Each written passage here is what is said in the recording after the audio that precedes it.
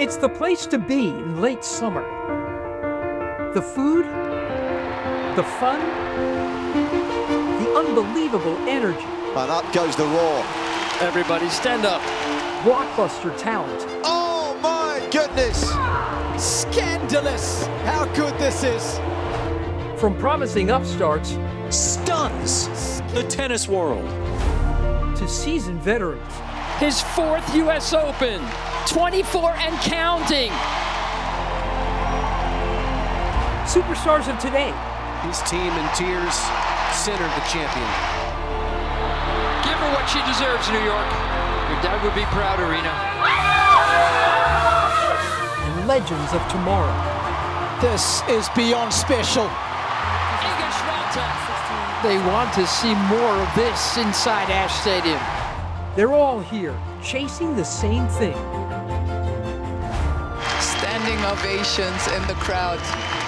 US Open glory in New York City. And it's game on Arthur Ashe.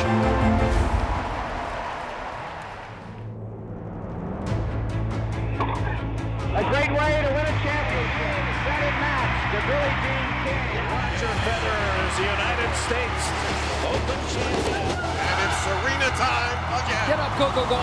You just won the US Open. Novak Djokovic, a Grand Slam champion again. She's wanted this so badly for so long in Aryna Sabalenka. Jannik Sinner has just won the US Open.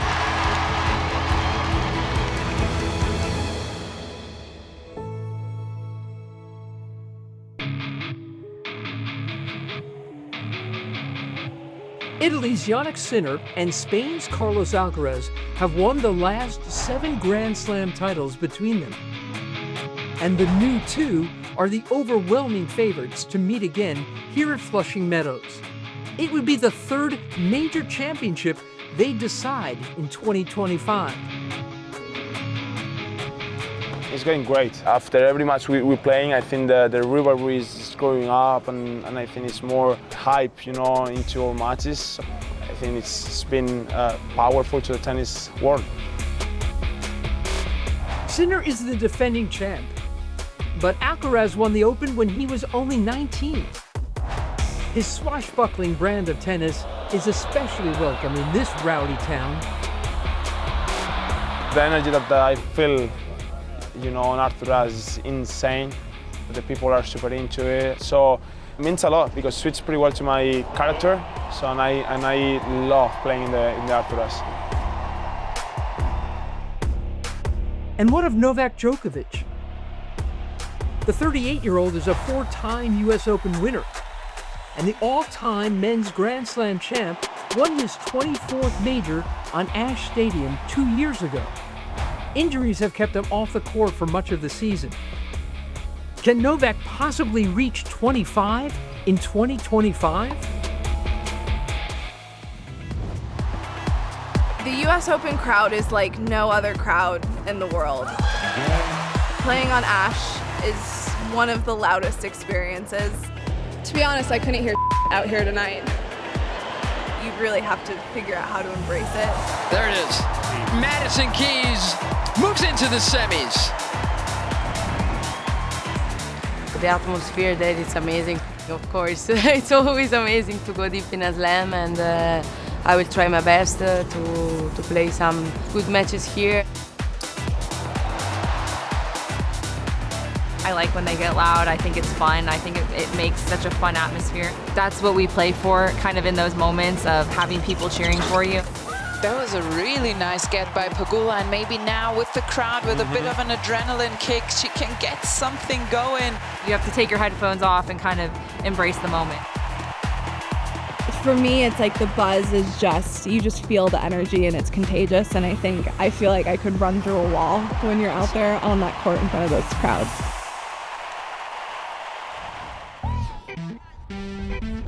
She's the #1 women's tennis player in the world. But Aryna Sabalenka has not won a major this year. So the defending champion has been attacking the practice courts all week. And if her recent results are getting her down, she's not showing it. But Sabalenka has suffered some tough losses in New York. The best player is about to take out the #1 player in the world. And some brutal defeats in the majors this year. Another New York title could help her erase those painful memories.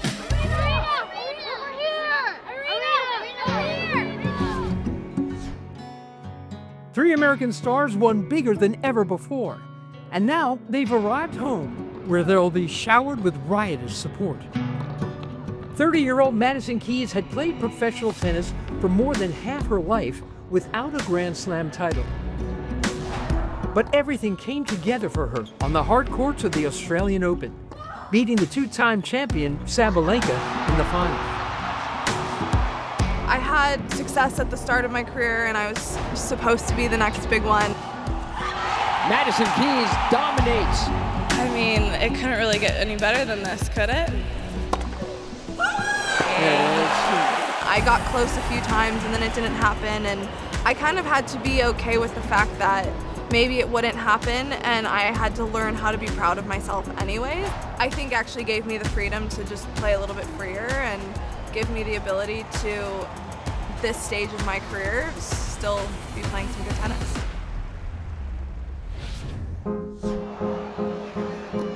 The second Grand Slam event of 25 saw Coco Gauff win the French Open against Sabalenka in a bruising 3-set final.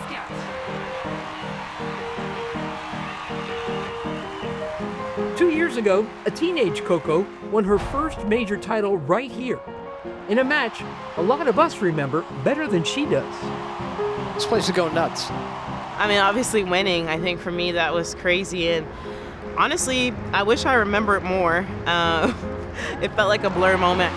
I just fell on the ground and then I just was crying, and there's some things I watched back and I'm like, I don't remember that happening. I really still don't remember the match all too well. Thank you to New York. You guys pulled me through this gas fire, so thank you all.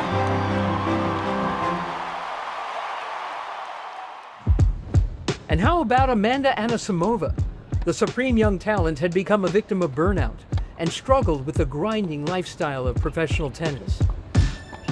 After an 8-month break, Amanda returned last season, renewed and ready for more. A thing of beauty for Amanda Anisimova. In the year's third major, Wimbledon, she showed how far back she's come, beating Sabalenka in the semis before falling to Iga Świątek in the championship match. Iga conquers the grass and becomes a Wimbledon champion. It was Iga's first Wimbledon trophy, and it ended a 13-month title drought.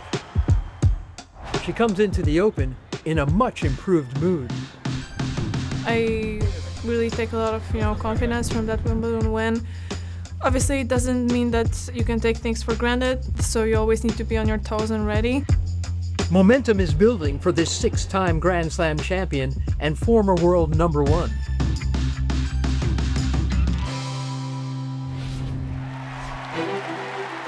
Three decades ago, Venus Williams came into the sport as something of a wild card.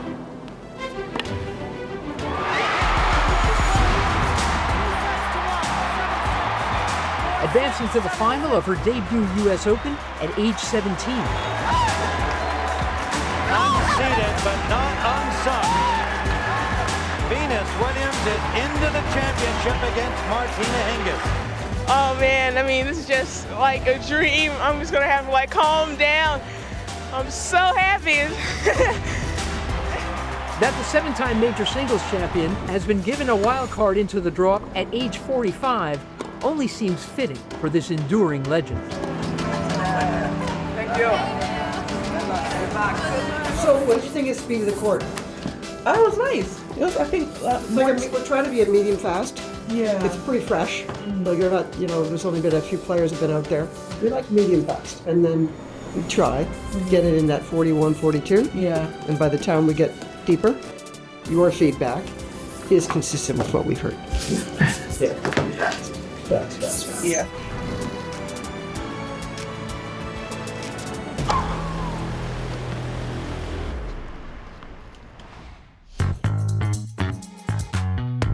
Let me do my thing. Way too much, no time to think. To me, a perfect night session on Arthur Ashe is loud. is electric and obviously a packed crowd. Living loud, scream like nobody around. I love a hot and loud environment. I think we need more of it in tennis. This time Zverev coming out on top. Let me do my thing. Let me do my thing. I feel like they sometimes come for the great game, of course, but they come also for the show, and they create the show themselves. A moment of magic from Medvedev. Let me do my thing. Sends the defending champion packing. How I can use that to my advantage is just getting the fans behind me, because I feel like that helped a lot last year. Brilliant stuff from Taylor Fritz. And that's something that got to use at the Open. Taylor Fritz, first time into the Final Four at a major, and it's come on home soil.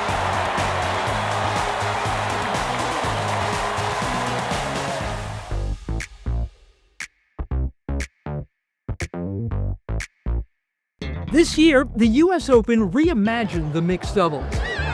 16 teams, 2 days. So many of the sport's biggest names paired up and facing off against each other for Grand Slam glory. Good stuff. Overall, this event exploded fan reach, bringing more attention to the sport of mixed doubles than ever before. I'm enjoying the dynamic of all these partnerships. What would they be discussing here? Yeah, where the serve is going to go.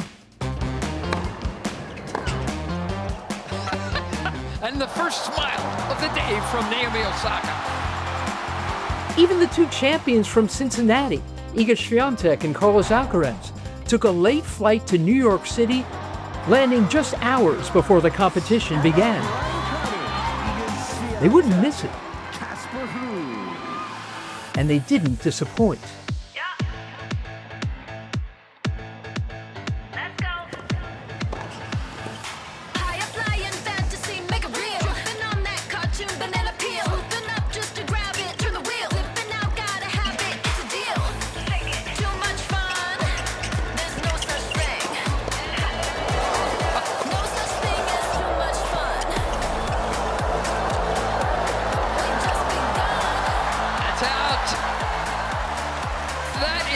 Legit mixed doubles.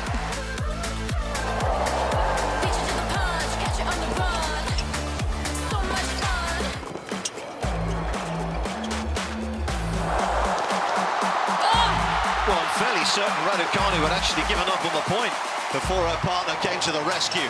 Look at Emma, her face has gone down. She was thinking it was over. That is ridiculous. The stars drew huge crowds. And before we knew it, a party erupted, fueled by some awesome doubles action. Oh, no way. No way has he made that. Well done. Oh, Medvedev looking to try and create something, but Djokovic was alive to the situation.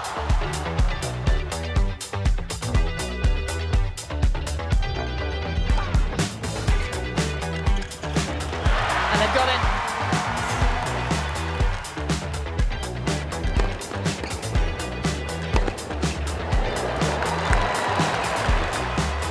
Vavavoom from Vavasuri.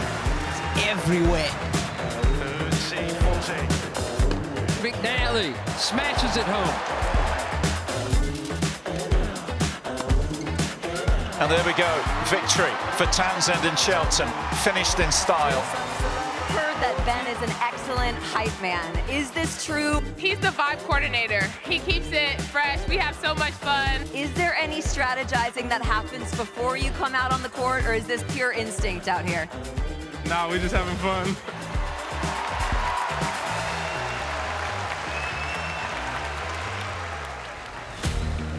I just think this is going to be pretty spectacular.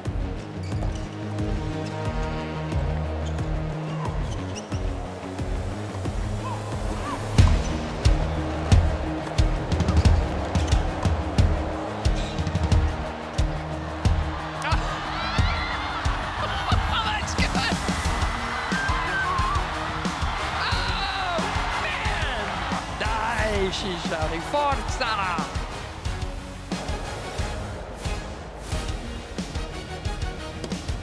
Świątek and her partner Casper Ruud made it all the way to the final.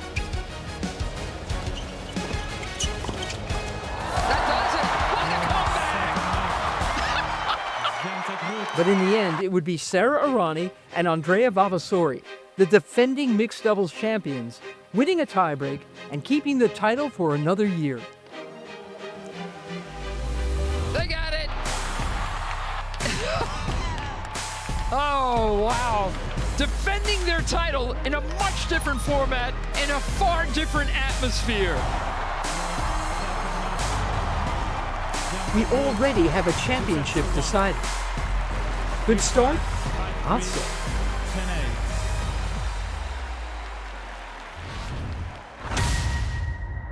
Another time-honored tradition of Fan Week.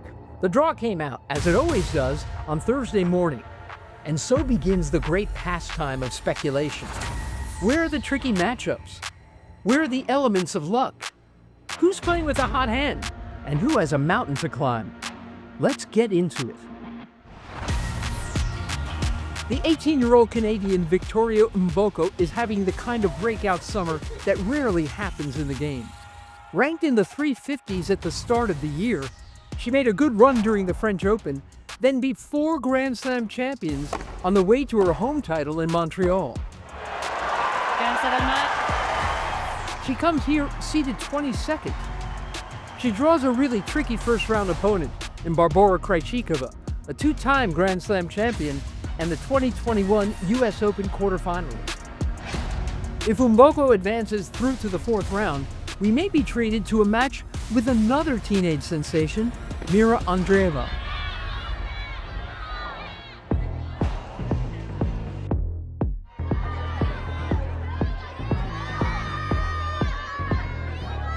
Some people, when they saw me playing, or when they play with me, they are surprised about my power because maybe I'm small. Jasmine Paolini will need that power if she faces Aryna Sabalenka in the quarters. A finalist at the Cincinnati Open, Paolini has had plenty of time to adapt to the faster speeds on the American hard courts. She says she's ready.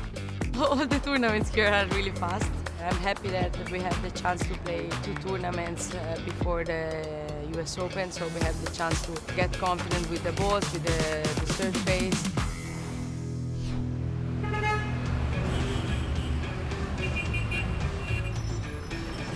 It may be hard to believe, but some people find New York to be a bit overwhelming. That includes tennis players, who must learn how best to bring out the most idyllic versions of their games when it matters most. If it's hot, the balls is difficult to control.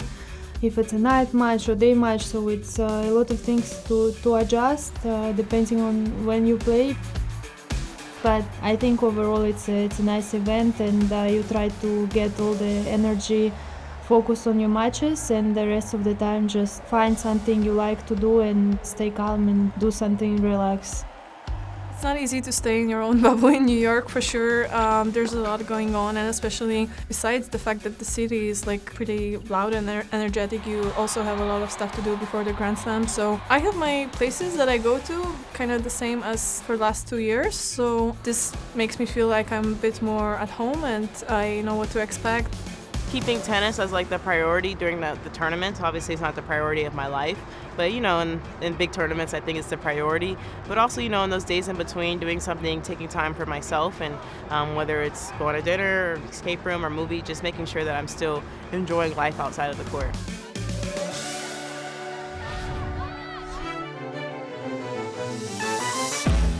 On Wednesday, Coco Gauff appeared practicing in Arthur Ashe with a new coach, biomechanics specialist Gavin McMillan. He's the man who reconstructed Sabalenka's serve. 4 days is not a lot of time to iron out the kinks, but the 3-seed and French Open champion can never be counted out.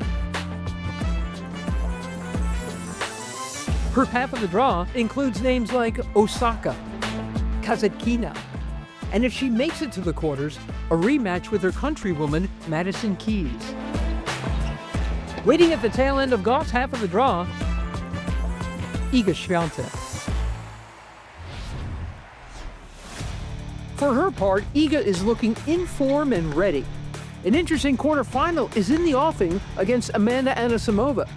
The pair just met in the Wimbledon final this summer, with Iga dominating in less than an hour.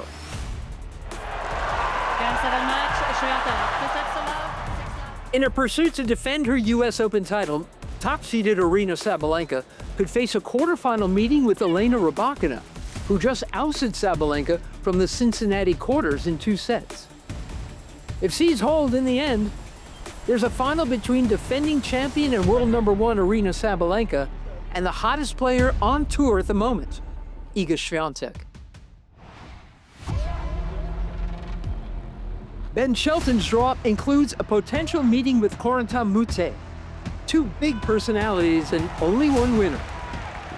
If Shelton advances through to the quarters, he'll likely face Carlos Alcaraz. The big American is experiencing a resume-building summer. He just picked up his first Masters 1000 title in Canada 3 weeks ago. His serve has served him well. And that's true of most players who stand a chance to advance. I think to do well at US Open, you just have to serve well, and that's like the most important, because many times on hard courts, when you serve well, you put a lot of pressure on your opponent. One part of my game that has to click to make a deep run at the Open, that's pretty easy, is gonna have to know serve. If I'm not serving well, then it makes just the rest of my game tougher to play. When I'm serving well, it frees up all my shots, puts more pressure on the opponent when they're serving. Taylor Fritz made it all the way to last year's championship match. It's the reason why I do what I do. It's the reason why I work so hard. I'm in the finals of the US Open. Fritz's draw places him in a quarter with Novak Djokovic, who's beaten the American 10 times in 10 meetings.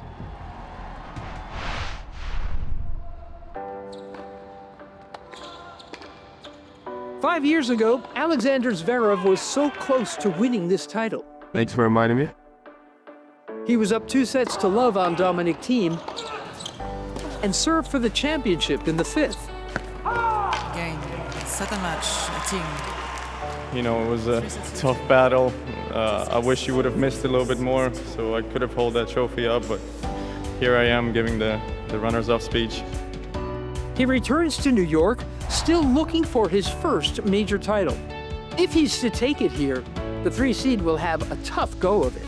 A potential 4th round against Andrei Rublev, then perhaps a quarterfinal against Alex de Minaur, and a semi against Jannik Sinner. Interestingly, the 2 times Zverev and Sinner have met at the Open, Zverev won.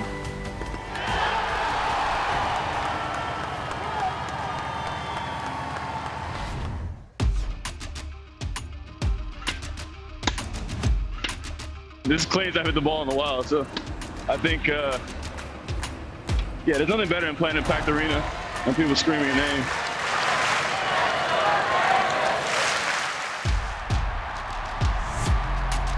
Frances Tiafoe makes no secret about the tournament he most wishes to win. I've always envisioned myself playing here when I was growing up and hitting against the wall a ton and trying to dream big. I've always had myself playing at the Open, and it's something I really want to win, and it's all I really care about. Tiafoe draws Yoshihito Nishioka in round 1.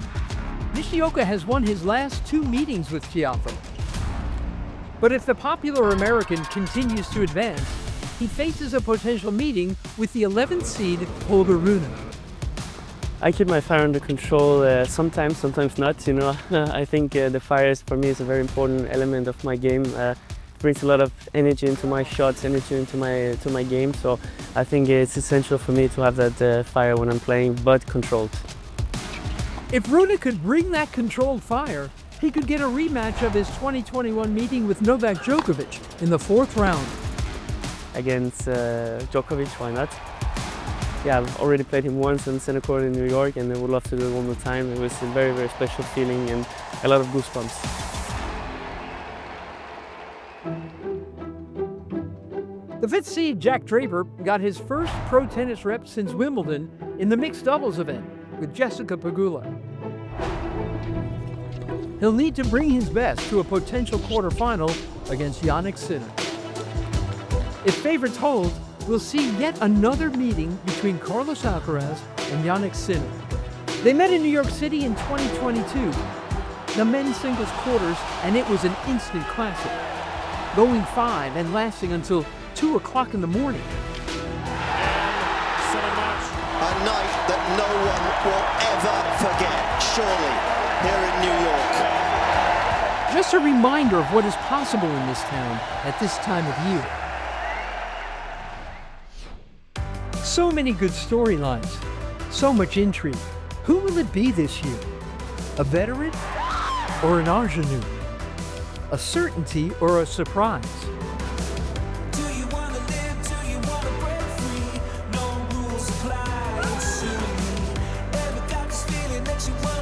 The US Open is the last chance to shine on the brightest stage in tennis.